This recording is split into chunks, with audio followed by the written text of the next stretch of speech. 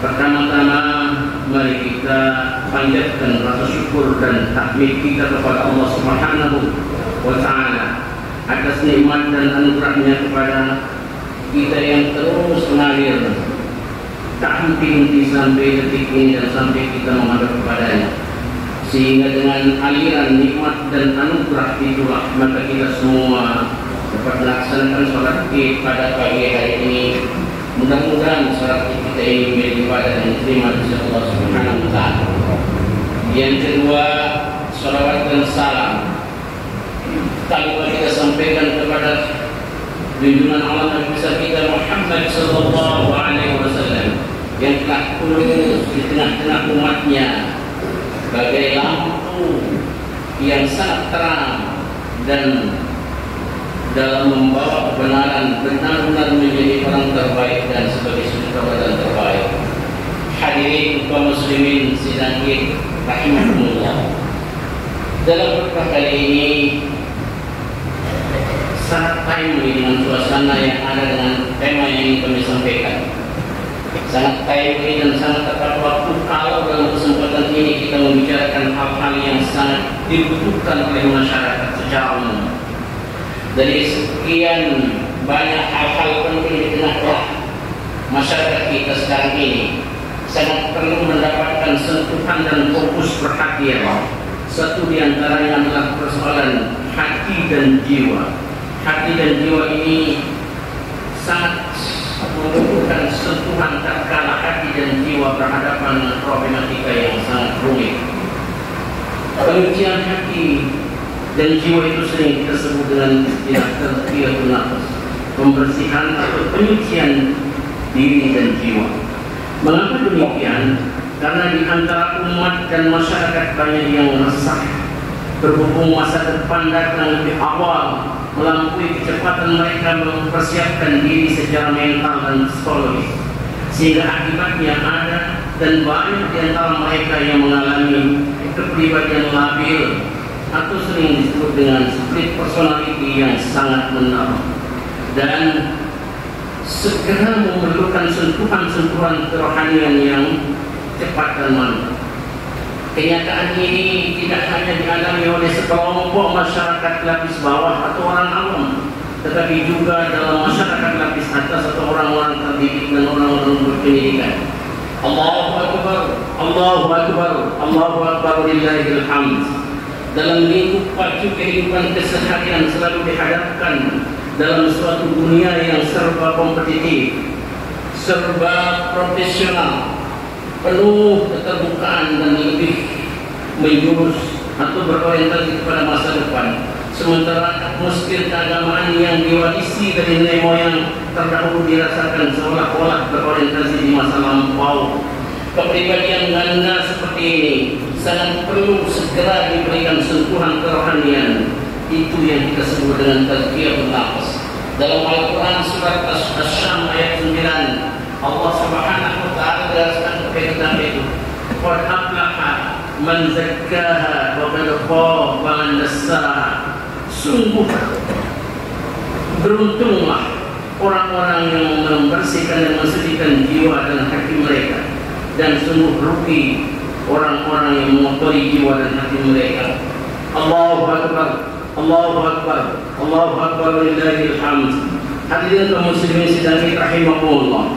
Di sisi lain masyarakat kita juga diperhadapkan dengan persaingan horizontal secara terbuka demi kepentingan pribadi yang tak segan-segan didramakan dan didemonstrasikan di depan umum, sampai-sampai di tempat-tempat ibadah, tanpa ada rasa malu kepada Allah Azza wa Jalla dan kepada masyarakat banyak di sekitarnya.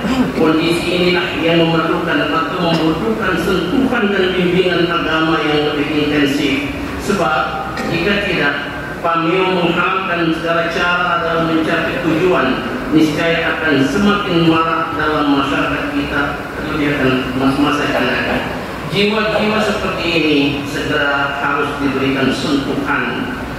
Selaras dengan itulah, maka Allah Subhanahu wa Ta'ala mengutus Rasulnya adalah untuk mensucikan umatnya dari kesyirikan dan keangkuhan yang menjadi penyakit jiwa, Itu yang harus kita teladani, bagaimana Rasulullah SAW menghadapi masyarakat Mekah dengan keangkuhan dan segala kecerobohan mereka. Maka itu dituangkan dalam Al-Quran surat Al-Jumu'ah ayat 2 mengatakan, "Huwa alladzi ba'atha bil ummiyina rasulan minhum yatlu 'alaihim ayati wa yuzakkihim wa yu'allimuhumul kitaba wal hikmah wa in kanu min qablu fi dhalalin mubin." Dialah Allah Subhanahu wa taala yang mengutus kepada kaum yang ummi seorang rasul di antara mereka, yang membacakan ayat-ayatnya kepada mereka, mensucikan mereka dan mengajarkan kepada mereka kitab dan hikmah, sekalipun sebelumnya mereka benar-benar dalam kesesatan yang nyata. Allahu Akbar, Allahu Akbar, Allahu Akbar, lillahil hamd. Para rasul mensucikan umatnya dari penyakit jiwa yang sudah berakar pada seluruh lapisan masyarakat. Maka kita mempelajari hal itu, bagaimana kita juga membersihkan hati dan jiwa kita agar kita tidak termasuk dalam apa yang disebut oleh Imam Ghazali golongan orang-orang yang mubiqah, tapi kita mengharapkan kita menjadi orang-orang yang munjiyah. Penyakit jiwa itu antara lain kesyirikan, keangkuhan, kesombongan, kemunafikan dan kesewenang-wenangan dan banyak lagi lainnya. Dengan perlahan proses penyucian umatnya oleh para nabi terdahulu dari penyakit jiwa tersebut nampak, namun tidak sedikit juga mereka yang tidak bergeming dan terus bergelimang dalam sifat-sifat tercela itu.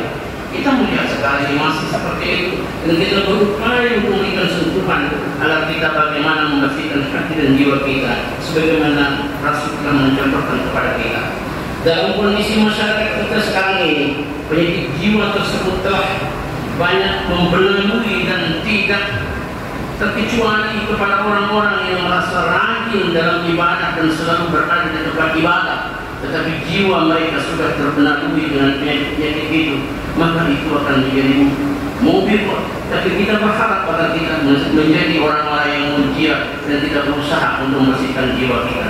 Itulah tazkiyatun nafs. Allahu Akbar, Allahu Akbar, Allahu Akbar, lillahil hamd. Hadirin kaum muslimin sedang rahimahumullah, ketika keangkuhan telah menguasai diri, betapa hati dan jiwa menjadi kotor dan gelap, tatkala sifat tawadhu merendah sudah tidak lagi bersemayam di hati, sungguh kebaikan pun menjadi tidak bermakna dan amal pun menjadi sirna.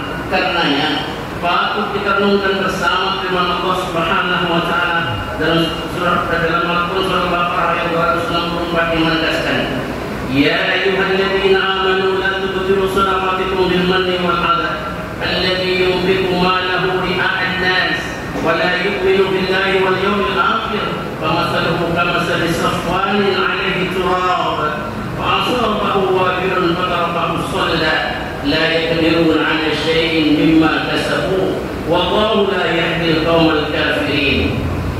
Hai orang-orang yang beriman, janganlah kalian menghilangkan nilai dan pahala sedekahmu dengan menyebut-nyebut dan menyakiti perasaan orang yang menerima pemberianmu, seperti orang-orang yang menafkahkan hartanya karena dia kepada manusia dan dia tidak beriman kepada Allah Subhanahu, tidak pula beriman kepada hari akhir. Maka perumpamaan orang seperti itu bagikan batu licin yang di atasnya ada debu, kemudian batu licin itu ditimpa dengan hujan lebat, lalu menjadilah dia bersih, tidak ada debu lagi dari sesuatu itu. Mereka tidak menguasai sesuatu pun dari apa yang mereka usahakan, dan Allah tidak memberi petunjuk kepada orang-orang yang kafir.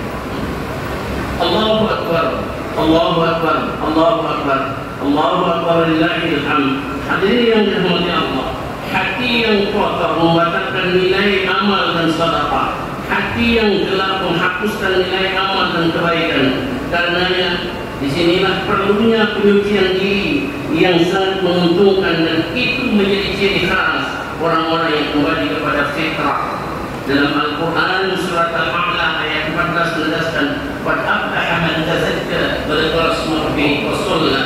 Sungguhnya telah beruntunglah orang-orang yang mensucikan diri dan membersihkannya, wa dzakara isma rabbih wa shalla, dan mengingat dan menyebut Tuhannya lalu dia salat. Allahu Akbar, Allahu Akbar, walillahil hamd. untuk masa-masa sekarang ini. Kebutuhan itu kebutuhan untuk membersihkan diri menjadi hal yang sangat mendesak. Seiring dengan ramainya sifat yang tidak terpuji itu mewarnai perilaku keseharian. Karenanya sifat-sifat tercela tersebut harus kita singkirkan agar kita benar-benar kembali kepada fitrah bagaimana nama hari raya hari ini. Seiring dengan itu pula, maka patut kita camkan bersama dan renungkan firman Allah Subhanahu wa taala dalam surah Al-Baqarah ayat 247 menegaskan, wa qala lahum nabiyyuhum inna Allaha qad ba'atha lakum taluta malika qalu anna yakunu lahu al-mulk alaina wa nahnu ahaqqu bil haqq علينا ونحن أحق بالحق منه ولم يؤت سعة من المال قال الله اصطفى عليكم وزاده بسطة في العلم والجسم والله يؤتي ملكه من يشاء والله واسع عليم. Nabi mereka mengatakan kepada mereka, sesungguhnya Allah telah mengangkat Talut menjadi rajamu. Mereka menjawab, bagaimana Talut akan bisa menjadi raja kami, padahal kami lebih berhak mengendalikan pemerintahan daripada dia, sedangkan dia pun tidak diberi kekayaan yang cukup oleh Tuhan. Tidak diberikan kekayaan yang cukup kepada mereka, kepada Talut. Nabi mereka menjawab kepada ucapan dari kaumnya itu, sesungguhnya Allah telah memilihnya sebagai rajamu dan menganugerahkannya ilmu pengetahuan yang luas dan tubuh yang perkasa. Allah memberikan kekuasaan dan pemerintahannya kepada siapa yang dikehendakinya, dan Allah maha luas pemberiannya lagi maha mengetahui. Allahu Akbar, Allahu Akbar, Allahu Akbar, lillahil hamd. Hadirin kaum muslimin sedang dirahimahumullah. Dari ayat tersebut dapat dipahami bahwa orang-orang yang memiliki jiwa-jiwa yang kotorlah, yang selalu menolak apa yang telah diputuskan oleh Allah, dan secara tegas Allah telah memilih raja yang bernama Talut itu. Namun mereka raja mereka seorang raja yang berilmu pengetahuan dan luas pengetahuannya sekaligus dan mendalam. Justru mereka merasa lebih berhak jadi raja karena menganggap dirinya telah berkecukupan. Seiring dengan hal itu, maka yang memiliki sifat tercela seperti itu harus ditazkiyah. Jiwa mereka harus disucikan. Lebih lagi hari ini agar Idul Fitri ini bermakna baginya tazkiyatun nafs, pembersihan jiwa. Memang mengajak kita untuk selalu saling menghargai satu dengan yang lainnya, saling menghormati orang yang lebih tua dan menyayangi yang lebih lemah, menyayangi yang lemah dan kecil, dan begitu juga aku menjadi ukuran kita bersama untuk kita saksikan bersama. Seseorang tidak akan pernah bisa memetik kasih sayang dari orang lain bila dia menanam kebencian. Seseorang tidak akan pernah dapat pengaruh bila dia menanam bibit-bibit perpecahan. Seorang tidak akan pernah dapat pujian bila dia menebar kebencian dan menebur cacimakian. Seseorang tidak akan pernah merasakan kedamaian bila dia menanam bibit iri hati dan dendam, dan bahkan tidak akan pernah meraih kesuksesan bila dia selalu dan bila dia melakukan sesuatu tanpa ilmu pengetahuan. Tetapi bagi yang senantiasa mengayomi para orang-orang tua dan orang lemah, mengeluarkan bantuan kepada yang memang membutuhkannya, maka orang-orang tersebut mulia di sisi Allah, dikenal dan dihormati umat sepanjang masa, walau sudah tidak ada di dunia ini menjadi buah bibir dalam pujian-pujian di tengah-tengah masyarakat karena kebaikannya.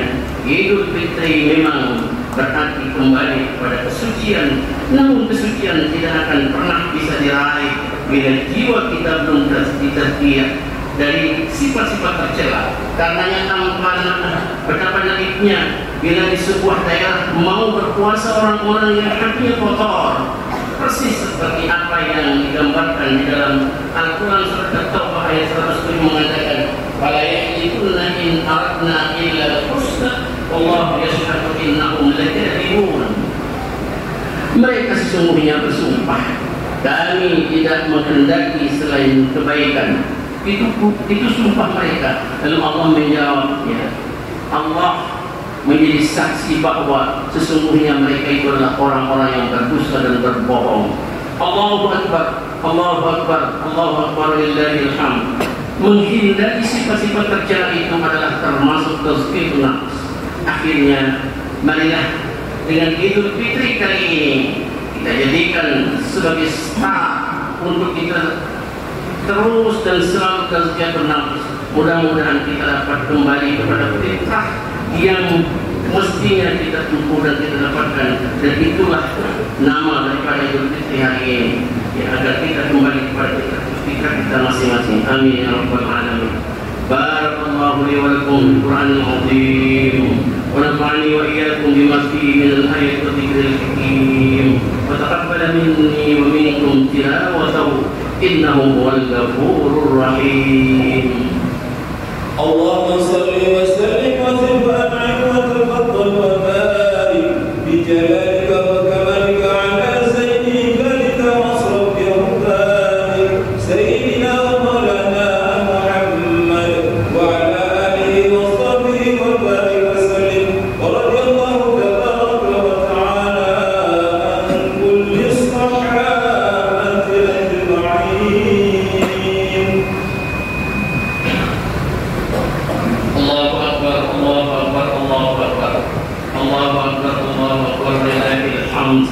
الحمد لله الذي هدانا إلى دين الإسلام واشرح صدورنا وحبب قلوبنا بالإيمان.